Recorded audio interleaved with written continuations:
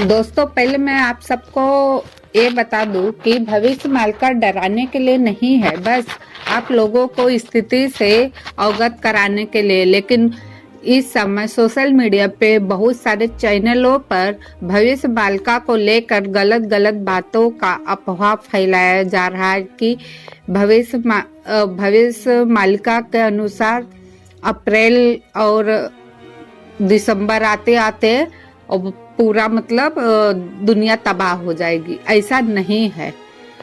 जो लोग ये गलत इंफॉर्मेशन दे रहे हैं उनका आप नहीं देखे चैनल तो अच्छा होगा।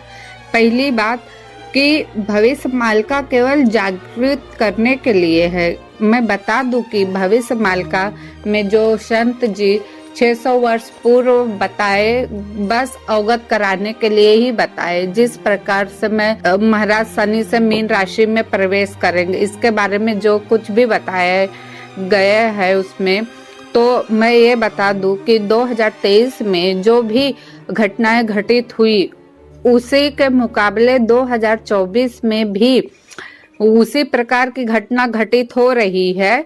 लेकिन जब शनि महाराज अपने धीमी चाल के वजह से 2.5 साल रहते हैं तो वहां पे नुकसान होता है। ये पहले बात तो आप समझ लो। और पहली बात तो शनि जी है कौन, वो चीज भी मैं आप लोगों को आज बताना चाहूंगी। एक्चुअली शनि महाराज सूर्य देव के पुत्र है और उनकी माँ का नाम छाया है।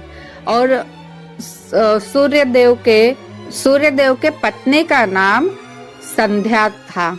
और जो सूर्य देव की पत्नी संध्या है, सूर्य जी का तेज को सहन नहीं कर पा रही थी। इस वजह से वह अपनी छाया का निर्माण करती हैं और हूबहूब उनकी छाया उनके ही शकल की होती है। और संध्या जी छाया को अपने बच्चों को सौंप कर चले जाती है तपस्या करने, ताकि वह सूर्य देव की तेज को सहन कर सके। इस वजह से वह तपस्या करने चले जाती हैं और छाया जी जो रहती हैं वह सूर्य देव के साथ में रहती, क्योंकि वह छाया थी तो उन्हें उनके तेज से कोई फर्क नहीं पड़ता था। तो इसी दौरान शनि महाराज का जन्म होता है और शनि जी एकदम काले होते हैं।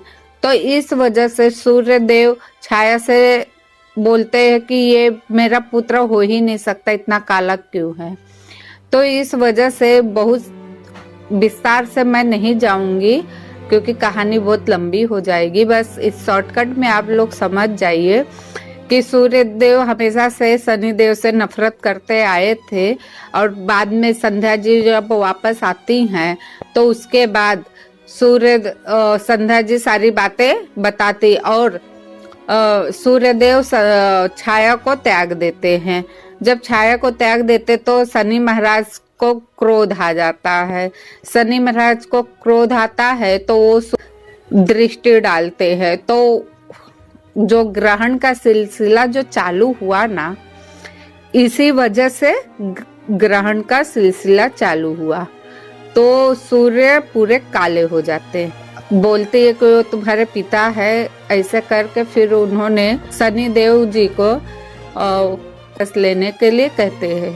वक्र दृष्टि जो होती है वो वापस लेने को कहते। फिर वो वापस ले लेते, तब से उनको उनकी पावर का एहसास महादेव को होता है और महादेव जी शनि जी को बुलाकर उन्हें कर्म फल दाता का उपाधि देते हैं और कर्म फल दाता बनाकर धीरे धीरे चाल चलने की बातें बताते।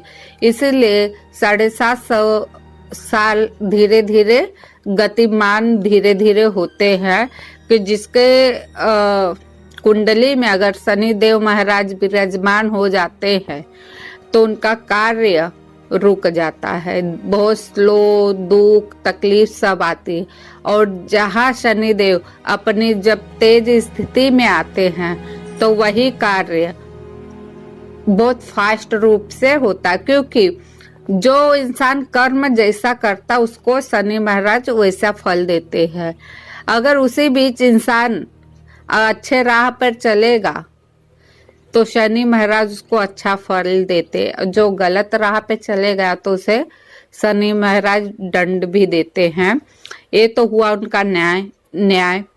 तो इसी प्रकार जो शनि देव जी मीन राशि में प्रवेश कर रहे और 2024 में जो भी घटनाएं घटित हो रही, पहली बात तो प्राकृतिक आपदा है जो ईश्वर के इच्छा से भी हो रही है, और उससे ये तो नहीं हो रहा है ना कि सब लोग एक साथ में चले जा रहे, ऐसा नहीं है। लेकिन कुछ लोगों ने इस पे भ्रांति फैलाकर रख दी है कि दुनिया खत्म होने वाली। ऐसे ही 2013 में भी लोग बोलते थे 12 में कि दुनिया खत्म हो जाएगी। हुआ क्या? नहीं हुआ ना। तो अफवाहों पर ध्यान ना दीजिए, बशर्ते आप सावधान रहिए। जिस प्रकार कोरोना काल आकर चले गया, आज भी हम लोग हैं धरती पर, तो जिसको जाना है वह तो जाकर रहेगा, और जिसका लिखा है रहना वो तो रहेगा। तो इसमें डरने वाली बात ही नहीं है। अगर ये वीडियो आप लोगों को थोड़ा भी समझ में आया है तो वीडियो को लाइक शेयर सब्सक्राइब कीजिए और बेल आइकन को जरूर प्रेस कीजिए। इसी प्रकार से मैं ज्ञान की बातें और भविष्य की बातें को आप लोगों के साथ साझा करूंगी। और इस वीडियो में बस इतना ही, फिर मिलती हूँ नई वीडियो के साथ। तब तक के लिए धन्यवाद। जय श्री कृष्णा, जय जगन्नाथ, हर हर महादेव।